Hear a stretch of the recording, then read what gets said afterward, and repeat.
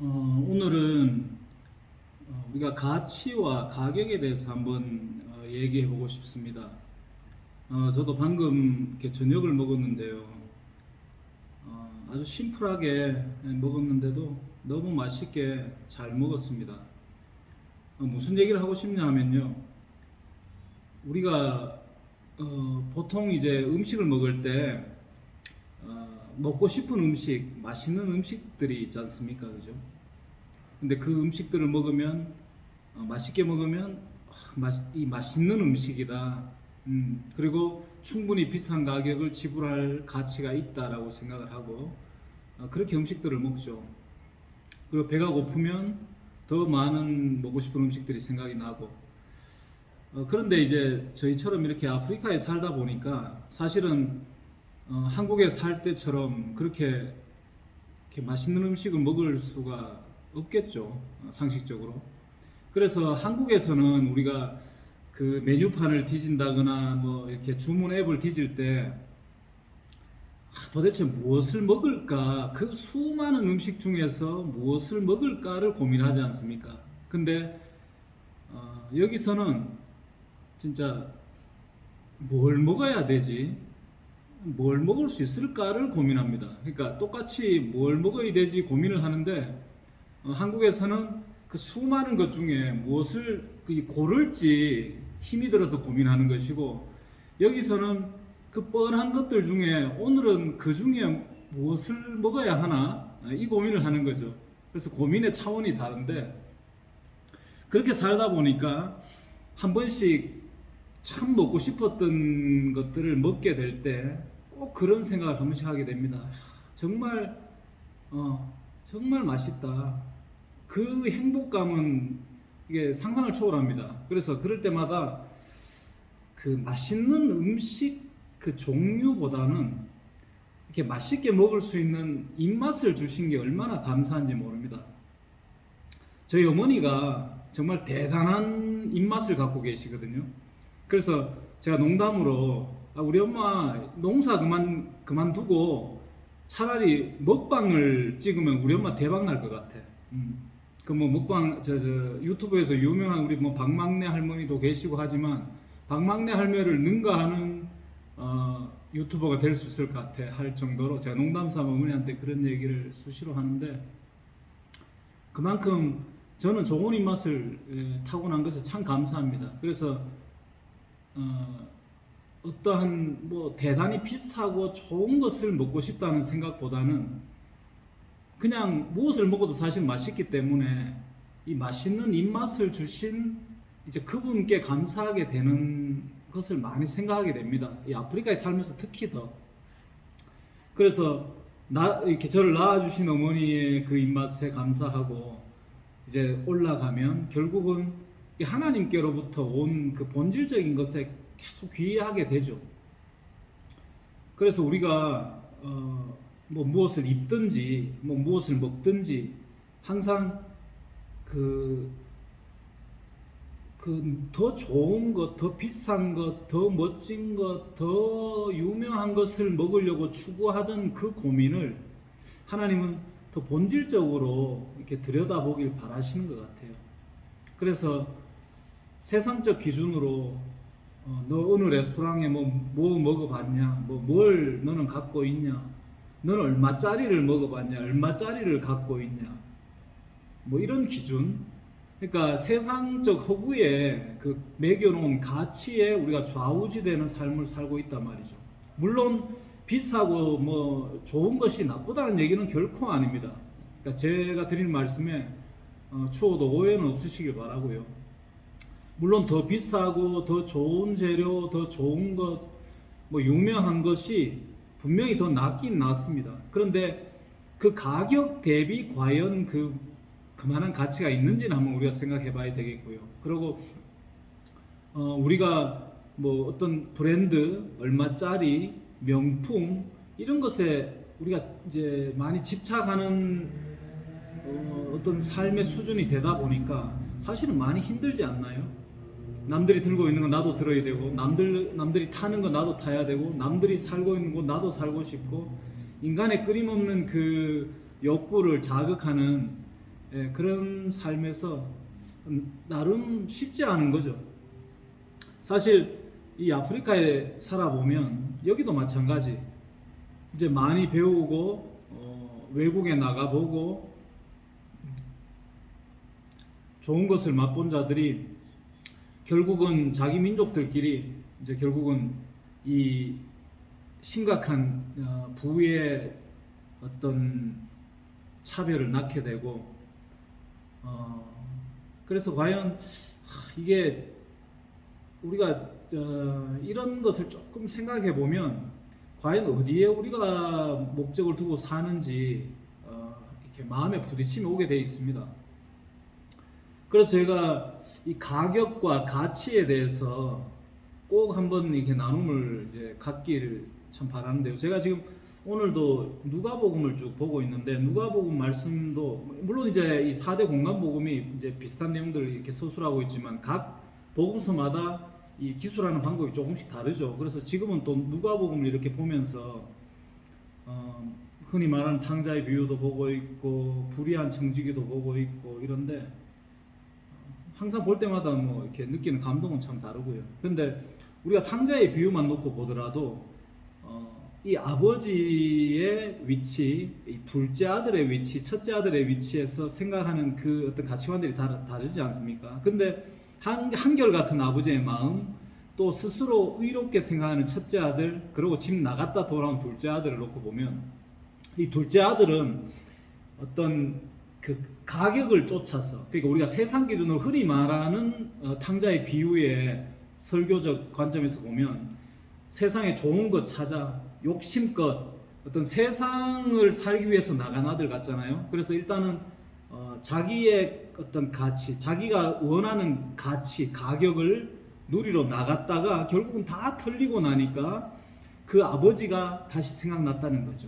절대적인 아버지, 언제나 돌아가도 받아줄 수 있는 능력의 아버지. 근데 돌아왔을 때 그 아버지가 동구밭까지 뛰어나와서 그 아들을 기다렸던 아들을 다시 맞아주는 장면을 보면 결국은 가치의 중심에 아버지가 계시는 거죠. 그래서 그 가치를 집 나갔다 돌아와 보니까 더 절대적으로 이제 다시 보게 되고 느끼게 되고, 그래서 그 아버지의 위치에 계신 분이 우리 하나님 아버지 아닙니까? 그런 비유로 이제 말씀을 써놨지만, 그래서 우리는 스스로 이렇게 내가 의롭구나 생각하는 순간 저 큰아들적 위치가 되는 거죠. 근데 내가 정말 아버지를 잘 모르고 살았구나, 정말 내가 헛된 것에 열심이었구나, 헛된 것을 추구했구나, 진짜 내 아버지를 몰라봤구나, 그 뼈저린 그 회심, 그 마음이 들었을 때 그것이 진짜 회개거든요. 하나님께서 말씀하시는 회개의 본질은 내가 아버지를 제대로 몰랐구나라는 것에서 시작되는 거죠. 그래서 그 회개하는 마음으로 아무것도 없이 돌아왔을 때 그 아버지께서 기다리셨다가 맞아주시는 장면이 결국 우리에게 와야 되는 은혜죠. 우리가 이게 이제 영적인 관점에서 보면 조금 더 이제 한 단계 나아가서 우리가 누구나 다 하나님께 어떠한 삶을 드려보려고 굉장히 다들 애를 써요. 저 같은 경우는 정말 둘째가라면 서러울 정도로 제가 열심이었거든요. 제가 어느 정도 교회 열심이었냐 하면 20대 초반 때부터 제가 이제 나름 좀 중대형 교회에 섬겼는데 20대 초반에도 그 어린 나이에, 잠 많은 어린 나이에도 교회에 뭐 특별 새벽 기도회나 이런 게 있으면 제가 밤에 보통 뭐 젊은 사람들이 12시 뭐 1시에 이렇게 자지 않습니까? 그렇게 자더라도 제가 새벽 3시에 일어나가지고 교회까지 그 새벽에 뛰어가서 봉고차를 끌고 운전해서 그 차량 봉사도 하고 뭐 다른 걸 말할 것도 없고 그렇게 열심이었던 이렇게 신앙인이었죠. 뭐 모태 신앙이고 열심이고 나름 교회에서 칭찬받는 자였는데 나중에 이제 은혜를 알고 보니까 내가 이 교회에서 칭찬받는 사람이었다는 것이 그게 부끄러워지고 그게 그렇게 회개가 되더라고요. 내가 어떤 사람들 중에 신앙의 어떤 그 기준이 되었었겠구나. 대부분의 사람들은 직장에 지치고 피곤해하고 막 그래서 그 안 하려고 하는 그 봉사의 자리에 늘 저는 그 당시엔 참 기쁨으로 임했거든요. 그 당연히 해야 될 거라 생각하고. 근데 그런 것들이 다 제 의가 되었더라고요. 그래서 그런 나름의 제가 하나님께 어떠한 삶을 드려보겠다고 열심히 살았던 것들이 어느 순간 제가 그것이 다 무너지고 나니까 꼭 이 둘째 아들처럼 세상에 나가서 제가 뭔가 막 열심히 해서 하나님께 드리려고 했던 영광이나 이런 것들이 이게 다 내가 잘못했었을 수 있구나. 물론 그런 삶이 필요했었으니까 그렇게 해봤었고, 그게 어느 순간 제 안에서 부딪힘이 왔으니까 진짜 하나님에 대한 그 영광된 우리 자녀로서의 모습이 무언지 다시 한번 보게 됐죠. 그래서 예수님 무릎 앞에 딱 꿇어앉아서 예수님을 쳐다보던 마리아와 열심히 뭔가 분주했던 마르다의 모습이 있지 않습니까? 그래서 우리가 마르다의 모습이었다가 거기서 예수님의 질책을 받았을 때 마리아의 자리로 올 수 있는 것이 은혜 아니겠습니까?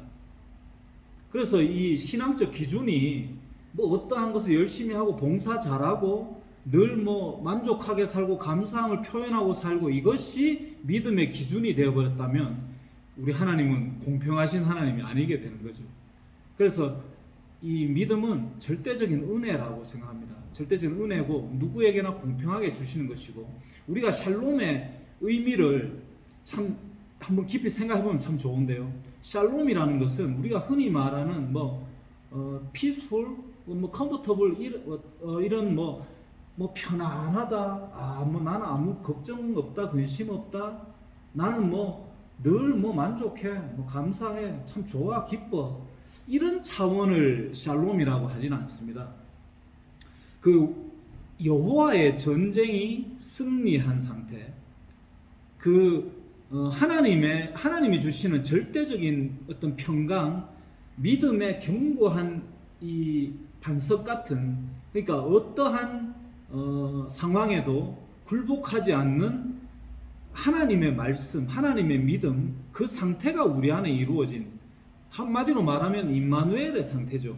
그래서 예수님께서 사실은 우리 가운데 오셨을 때, 2000년 전에 우리 가운데 오셨을 때 과연 예수님이 편안하고 아무 걱정 없고 그저 좋고 이랬던 분입니까? 샬롬의 왕이지 않습니까? 샬롬의 왕인 예수님의 모습을 보면 절대로 그러했던 장면은 없거든요. 참 고민하고 모욕당하시고 결국에 마지막에 그 제자들조차도 부인해버리는 상황까지 가시면서도 꼭 그 길을 가야만 하고 가실 수 있었던 힘이 무엇일까요? 그것이 샬롬이죠.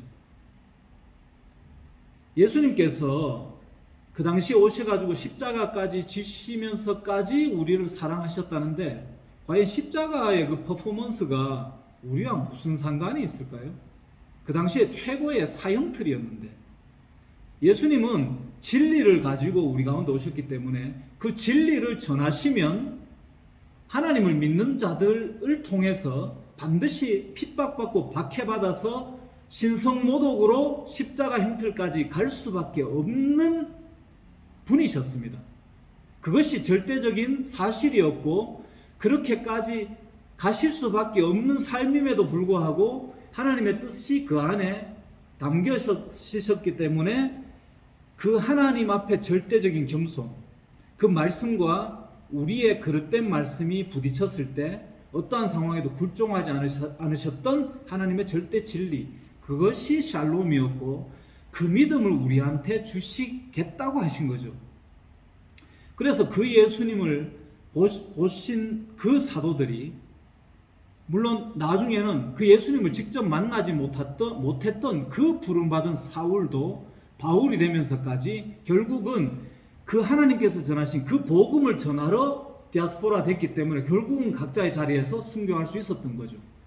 왜 그전에는 예수를 부인했던 그 제자들이 순교자가 될 수 있었을까요? 왜 하나님을 누구보다도 잘 믿는다고 자부했던 그 사울이 바울이 될 수 있었을까요? 그리스도와의 만남이 거기 있었지 않습니까? 그렇다면 과연 흔히 우리가 민주주의라고 생각하는 그 다수결의 원리가 과연 이 복음에 적용이 될까요? 많은 사람들이, 대다수의 사람들이 아멘 아멘 하고 따르는 그 무리가 과연 거기에 꼭 진리가 있을까요? 그때 예수님 오셨던 시대나 지금 우리가 살고 있는 이 시대나 성경적으로는 똑같은 상황을 말씀하고 있는데요. 잘 고민해 보십시오. 말씀을 보실 때 정말 하나님께 간절한 마음으로 성령을 구하고 말씀을 봐보시면 나의 이 눈과 마음으로 보는 능동적인 이 해석이 아니라 반대편에 하나님 편에서 우리에게 말씀하시고자 하는 그 말씀의 뜻, 예수 그리스도를 통하여서 우리에게 전하려고 하셨던 그 뜻이 전해옴을 경험하게 될 겁니다. 하나님은 구하고 또 구하는 그 자에게 반드시 그 한을 풀어주십니다. 누가복음 18장인가요? 가면 재판장 얘기 나오죠. 과부가 날마다 가서 두드립니다. 나의 원한을 풀어주소서 할 때 그 말씀 뒤에 과연 그러면 하나님은 어떻게 하겠느냐? 이 재판장도 저렇게 해주는데 너희 하나님은 어떠할 거냐? 저도 정말 하나님 앞에 죽도록 매달린 적이 있었거든요. 흔히들 모태신앙은 나는 모태라고 흔히 농담하는데 아니요, 그렇지 않습니다. 사람마다 다르겠죠. 그리고 또 반드시 하나님을 간절히 찾는 그 간절함은 누구에게나 있어야 된다고 봅니다. 기독교인이라면 정말 사생결단하고 하나님께 매달릴 그 한 번의 때가 있어야 된다고 봅니다. 저도 그런 때가 있었거든요. 잘 믿는다고 하던 그 저만의 그 자만하던 믿음이 무너지는 때가 있었거든요. 그때 저는 정말 이렇게 기도하고 매달리다가는 내가 죽음까지 갈 것 같다라고 그렇게 정말 그때는 힘들고 이러다가 내가 죽지 하는 만큼 매달린 적이 있었어요. 그렇게 해야만 될 때가 있었어요. 근데 하나님은 진짜 들어주시더라고요. 안 될 것 같았는데 되더라고요. 그 뒤부터 일어난 기적은 이게 사울이 이렇게 바울처럼 말이 달라져 버리고 마음이 달라져 버리고 생각이 달라져 버리더라고요. 바울을 대단한 사도, 대단한 어떤 신학자, 대단한 선지자로만 봐버리면 안 됩니다. 하나님이 왜 바울을 그렇게 세우셨을까요? 바울이 다메섹 도상에서 예수 그리스도를 만났을 때 그 장면이 바울이 무엇하러 가던 길이었습니까? 그 당시에 진짜 그러니까 그리스도인들, 그 예수님이 뿌려놓은 그 그리스도인들을 잡아 죽이러 갔잖아요. 잡으러 갔잖아요. 열심으로. 신성모독하는 자들이었고 이단자들로 봤었으니까 잡으러 갔잖아요. 그만큼 열심이었던 사울이 그 도상에서 예수님을 만났는데 예수님이 뭐라 그러셨어요? 사울아 사울아 왜 네가 나를 그렇게 핍박하냐? 예수님은 하나님의 아들이잖아요. 근데 사울이 하나님의 일을 그 열심으로 갔는데 하나님을 위해서 갔는데 하나님의 아들이 왜 네가 나를 핍박하냐 그래요. 그럼 이게 뭐가 안 맞죠? 하나님을 위해 일했는데 하나님이 왜? 결국은 예수님 하신 말씀이 뭐냐면 바울은 내가 하나님을 위해서 일한다고 했는데 하나님은 네가 나를 왜 핍박하느냐? 이해되십니까? 자, 그래서 그 그리스도를 만났을 때 결국은 이 사울이 바울로 바뀌는 역사가 일어나죠. 회개가 일어났단 말이죠. 진짜 그리스도인이 됐단 말이죠. 그 전에 내 믿음과 그 후의 믿음이 분명히 정반대 상황이 됐단 말이죠. 지금 흔히 중의 마지막 때라고 흔히들 말하는데 그 마지막 때가 각자 안에 있어야 됩니다. 내 열심에 내가 살고자 하는 그 몸부림치는 삶의 마지막 때에 이르러 결국은 내가 부인되고 내 십자가가 내 등에 짊어지는 그 상태가 여러분 안에 일어나야 됩니다. 그것이 진리입니다. 그래서 자기를 부인하고 자기 십자가를 지고 나를 따르라 하신 말씀은 뭐냐면 결국은 예수님이 십자가에 지셨을 때 그 좌우편의 강도처럼 우편의 강도가 그 예수님과 함께 낙원에 이르게 되는 사건. 그러니까 그 바울의 고백이 갈라디아서 2장 19절 20절 그 말씀에 쭉 보면 내가 그리스도와 함께 못 박혔나니 우편의 강도처럼 고백이 일어나죠. 좌편의 강도는 예수를 조롱했죠. 당신이 우리 좀 살려봐. 당신이 하나님 아들이라며 살려봐. 이랬는데 우측 강도는 우리는 죄를 지어서 여기 사형틀에 매달렸지만 이 자는 여기에 매달 이유가 없는 사람이야. 주님, 당신의 나라에 이를 때 나도 좀 데려가 주세요. 그 강도가 정말 수지 맞은 강도죠. 우리도 그런 강도가 돼야지. 우리가 예수님 늘 부르면서 예수님 지금 이 땅이 이 모양이고 내 삶이 이런데 좀 이것 좀 확 해결해 줘봐요. 이렇게 좌편의 강도처럼 살지 않았나요? 솔직히 저는 그랬는데 열심히 하나님을 섬긴다고 했는데 지금 가만 생각해 보니까 저는 그랬었어요.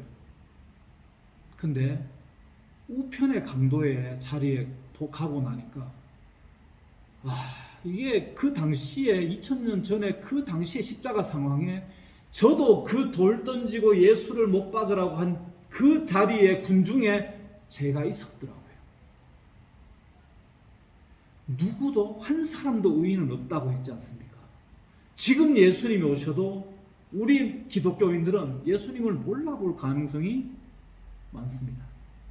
예수님은 우리가 원하는 메시아의 모습으로 오시지 않거든요. 예수님은 이 땅의 왕이 아니라 하늘나라의 왕이시거든요. 땅들인 우리에게 오셔서 흙으로 만든 우리에게 오셔서 하늘 삼으시는 거거든요. 우리가 원하는 것을 이루어주는 우상이 아니라 우리 안에 거하시고 우리에게 생명 주셔서 우리를 영원한 나라로 이끌길 원하시는 하나님이시거든요. 제가 성경을 제대로 해석하나요? 그렇다면 성경을 한번 잘 봐보시자고요. 저도 앞으로 더 열심히 한번 말씀을 보고 싶어요. 아프리카에 와서 이 가난한 자들 도운다고 솔직히 뛰어다닌다고 정말 열심히 했었거든요. 누구보다도 마음의 긍휼함이 어릴 때부터 컸던 놈이어서 정말 눈물 흘리고 가슴 쥐어 뜯으면서 가난한 자들을 위해서 많이 뛰어다녔거든요. 지금도 물론 그럴 것이고 앞으로도 하나님이 이 땅에 두신 동안에는 그럴 겁니다. 근데 그보다 더 중요한 것은 정말 과연 내가 이들에게 정말 예수 그리스도의 모습으로 갈 수 있느냐는 거죠. 때로는 짜증도 나고 힘도 들고 도무지 내가 해주는 마음은 몰라보고 오해도 받고 정말 무시도 받고 근데 진짜 단 한 사람에게라도 저는 진짜 그리스도 예수를 전하고 싶습니다.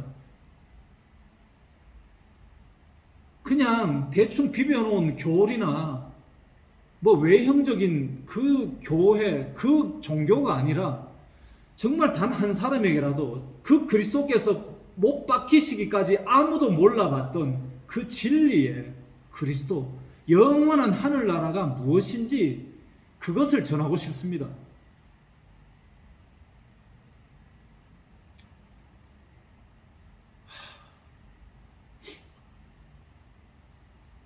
근데 이상하게 이런 말씀을 하면 자꾸 교만하다 그래요.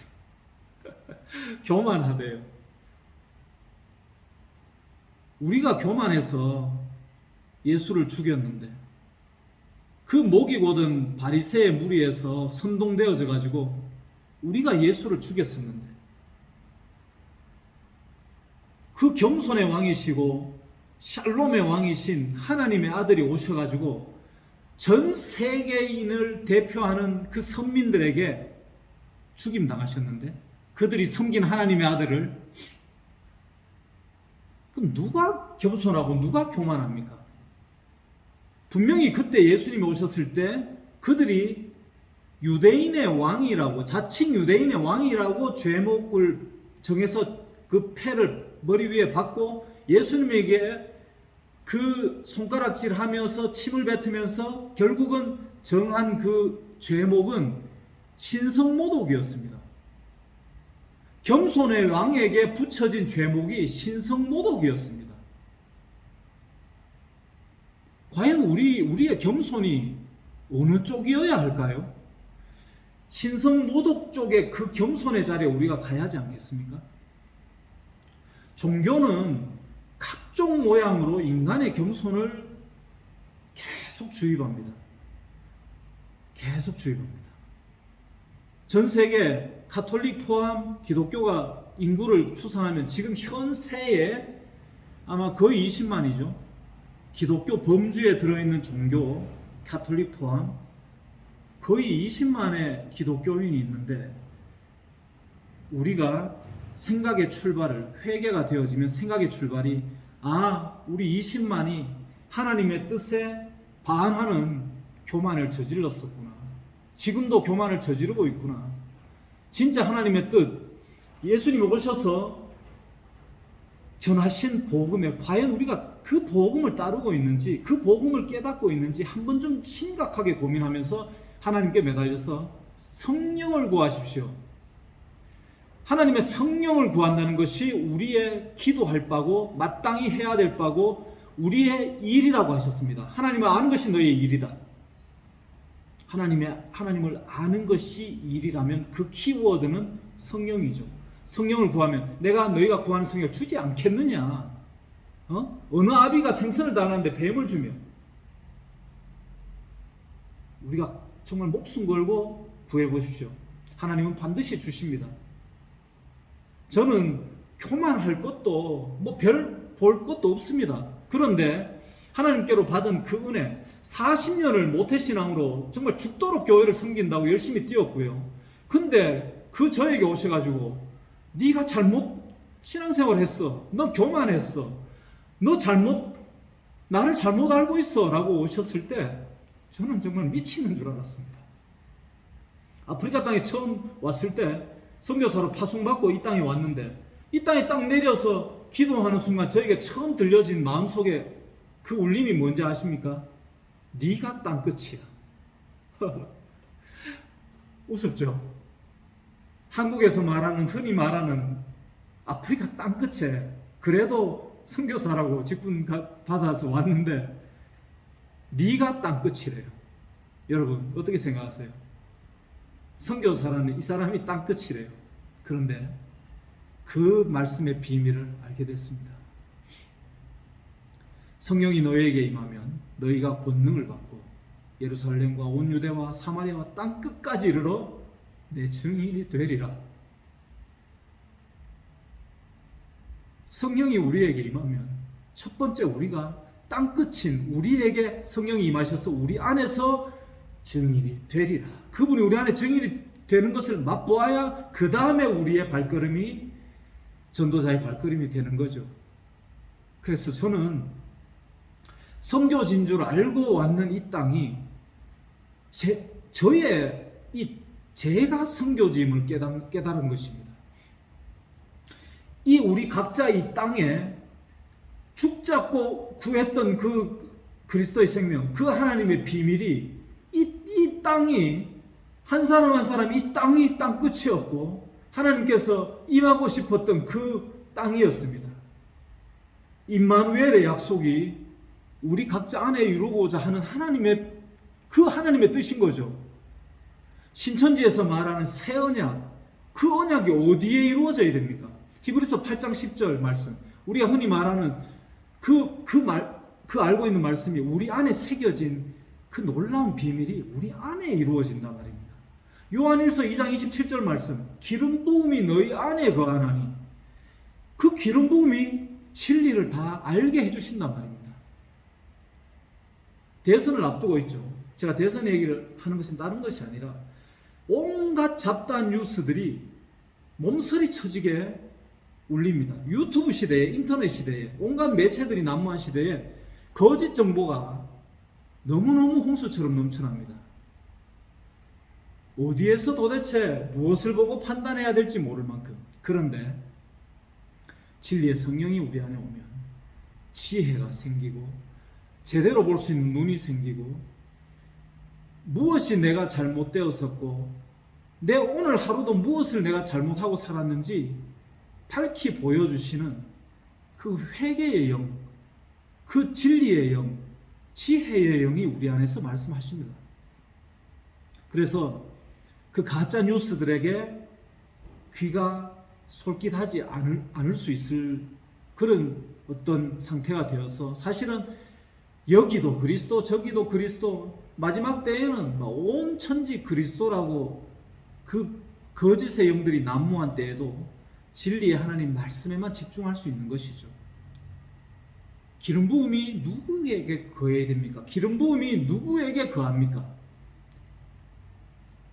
선지자 제사장 왕에게 부었던 그 기름 부음이 이 은혜의 시대에는 우리 안에 하나님이 택하신 그 백성에게 기름 부음이 거하나니 요한일서 2장 27절 말씀은 우리에게 주시는 말씀입니다. 저도 목사고 선교사지만 목사에게 하나님이 기름 부으신다 이렇게만 생각하시면 안 됩니다. 목사들에게도 하나님이 택하여 기름 부으시죠. 목사들은 모조리 하나님이 기름 부으셨다? 잘 생각해 보십시오. 평신도들은 하나님이 기름 부으시지 않는다? 아니요. 제가 되게 위험한 발언일 수 있습니다. 기독교에서 그 목사님들이 어떻게 저를 보실지 모르겠습니다. 하지만 냉철히 가슴에 손을 얹고 하나님께 여쭙고 저를 판단하십시오. 하나님이 택한 백성에게 기름 부으십니다. 그렇다면 구약에서도 제사장에게만 기름 부었겠죠. 요즘으로 말하면 목사들에게. 그렇지 않았지 않습니까? 사도들을 부르셔서 기름 부으셨고 제사장들을 불러 기름 부으셨고 쳐다보지도 않았고 저 아들은 아닐 것이다 했던 그 다윗에게 하나님이 기름 부으셨지 않습니까? 사람의 생각과 너무도 다른 하나님의 진리는 아멘 하는 영혼에게 다가오십니다. 제가 주저리 오늘 괜히 밥 한 그릇 먹고 남은 물 시작했다가 제가 여기까지 왔는데요. 하나님의 부르심이 사람의 뜻을 이루려고 한 것은 아닌 것이라고 다들 인정하시겠죠. 40년 열심히 모태생활 했던 저고 남들이 쉽게 오지 못하는 아프리카에서 10년을 그래도 선교사로 있었는데 그런 배경이 중요한 게 전혀 아니었습니다. 제가 51살 인생 살아오면서 결국은 살아서 주를 알게 됐다는 것이 너무 감사해서 저를 오해하고 핍박하는 것에 대해서 이제는 별로 두렵지 않습니다. 벌써 알게 모르게 과거 수년을 참 오해 많이 받았거든요. 저는 엄연히 누가 물으면 당연히 기독교인이죠. 그런데 어떤 기독교인지를 우리가 생각을 해봐야 됩니다. 예수님께서 세우셨던 제자들에게 세우셨던 그 초대교회, 우리가 말하기 좋게 초대교회, 그 초대교회가 진짜 예수교 아닙니까? 근데 그 예수교가 변질되고 합병되고 퇴색되고 그냥 그렇게 내려오다가 1500년대에 종교개혁을 한번 한다고 그 반박문을 한번 루터가 붙였지만 글쎄요. 종교개혁이라고 말은 했지만 사실 종교개혁 수준이 아니고요. 그냥 반박문 한번 붙였다가 사실은 그렇게 내려온 우리 개신교입니다. 하나님을 믿는다는 자들을 폄하하는 것도 아니고요. 어떠한 그런 것도 아닙니다. 하나님을 제대로 우리가 한번 알아보자는 겁니다. 다들 고민하고 계실 텐데요. 제가 요즘 물론 여기 있지만 한국의 장로님들 때로는 목사님들 이게 수시로 요즘 세상이 좋아서 카톡으로든 보이스톡으로든 많이 이렇게 나눔을 합니다. 근데 왜 무리지어 있을 때는 얘기 못하고 따로 얘기하면 다들 그렇게 고민하고 계십니까? 과연 이 믿음이 맞습니까? 왜 다들 그렇게 고민하고 계십니까? 그 고민하는 것이 은혜 아니겠습니까? 성령이 우리 안에 거하시니까 고민하게 하시죠.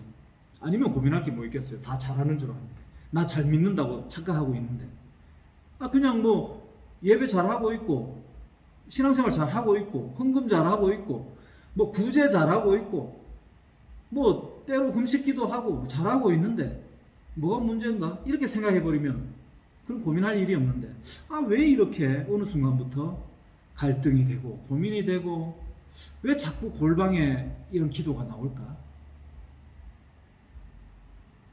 한적한 곳에서 고민하고 기도하고 참 애통해 하시던 그 예수님의 모습만 우리가 한번 멘토로 삼아보죠. 까짓것 그냥 다 저 천군천사 불러가지고 쓸어버리고 이 땅에 그냥 하나님 나라 하면 이루어버리시지 왜 그렇게 십자가에 찢기고 고통받으시면서 그렇게 하셨을까요? 사람들이 광야에 예수를 쫓아다녔잖아요. 병자 치유해주고 기적 베푸는, 저분이 드디어 우리나라에 이제 왕으로 오셨구나, 이제 게임 오버구나 하고 따라다녔는데, 그 옷자락이라도 한번 잡아보고자 했던 그 예수님이 허무하게 십자가에 달려 돌아가셔버렸네. 우리가 쫓아다니던 그 껍데기 하나님, 우상은 달려 돌아가셔야 됩니다. 그래서 우리의 신앙생활이 거칠에 외식 이런 종교적 모습은 예수님께서 마태복음 23장에 우리에게 하셨듯이 화 있을진저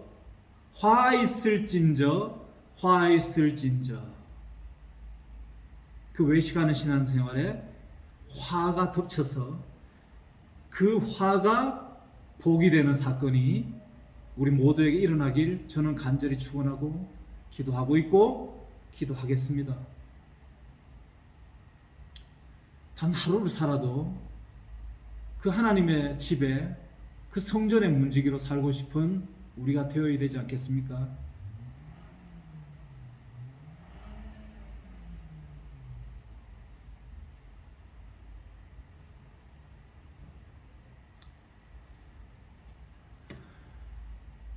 성경책이 하나님의 말씀이 아니죠. 성경책은 하나님의 말씀이 아닙니다. 이 안에 새겨진 이 글, 그 글 뒤에 감춰진 하나님의 마음, 그 말씀이 하나님의 마음으로 우리 안에 와야 하나님의 말씀이죠. 성경 어느 말씀, 어느 구석에서, 어느 한 단어에서 정말 우리 안에 이 견고한 성이 금이 가고 무너질지 아무도 모릅니다. 근데 하나님께 간절히 구하면 반드시 그 일이 일어납니다. 일어났습니다. 그래서 그 이후에 정말 흔들리지 않고 샬롬으로 살아가고 있습니다. 오해받고 박해받고 교만하다 소리 듣고 온갖 풍랑이 있는데 저는 요동하지 않습니다. 그것이 샬롬입니다. 연약한 세상 사람들에게 더 넉넉히 베풀 수 있고요. 정말 어떤 어려움 당한 사람에게 누구보다도 먼저 달려가는 사람입니다. 하지만 그 하나님의 말씀이 새겨진 이 마음 안에 어떤 비진리가 돌을 던져도 저는 흔들리지 않습니다. 그래서 저는 샬롬의 상태입니다.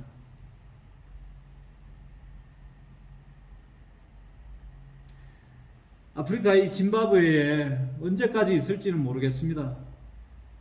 저는 하나님께 늘 요즘 간구하고 있는 것이, 아버지 빨리 은퇴하고 싶습니다. 자유하게 전도자의 삶을 살고 싶습니다. 삶이 걸림돌이 되어서 행여 주저할까? 그것은 싫습니다. 누가 어려움을 겪고 공고하게 줄이고 목마르면 그들에게 달려가서 물 한 모금 전할 수 있는 자. 다 말씀에 나오죠. 그렇게 살고 싶다고 매일매일 아버지께 조르고 있습니다. 그 아버지가 듣고 계시고 그 아버지가 소원하시는 바니 저희 마음에 그런 기도가 나오겠죠. 기도는 이런 것입니다. 아버지의 마음을 알아듣고 그 뜻대로 살아가고 전하는 것이 기도입니다. 기도는 위에서 아래로 내려오는 것입니다. 우리가 세상 것을 올리는 것이 아니라 위에서 내려오는 것을 알아듣는 상태가 기도입니다.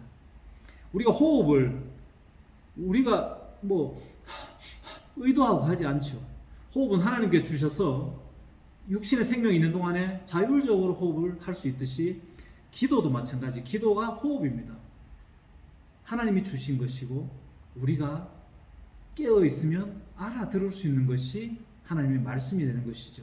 그래서 진리의 그리스도를 전할 수 있는 전도자의 발이 되는 것입니다. 그런데 사람들의 말에 쫓아 살아버리면 하나님의 말씀을 알아들을 수 없는 채널이 안 맞아버리는 것이죠. 그래서 사람의 말은 사람의 말로, 하나님의 말씀은 하나님의 말씀으로, 하나님의 것, 가이사의 것이 분리되는 사건이 여러분 안에 일어나길 바랍니다. 홍해 사건이 그렇고 요단강의 사건이 그러합니다. 갈라짐의 사건, 사람의 생각이 할 수 없는 일을 하나님은 하시나니 그 일이 여러분 안에 놀랍게 기적적으로 일어나는 역사가 있기를 간절히 축원합니다. 감사합니다.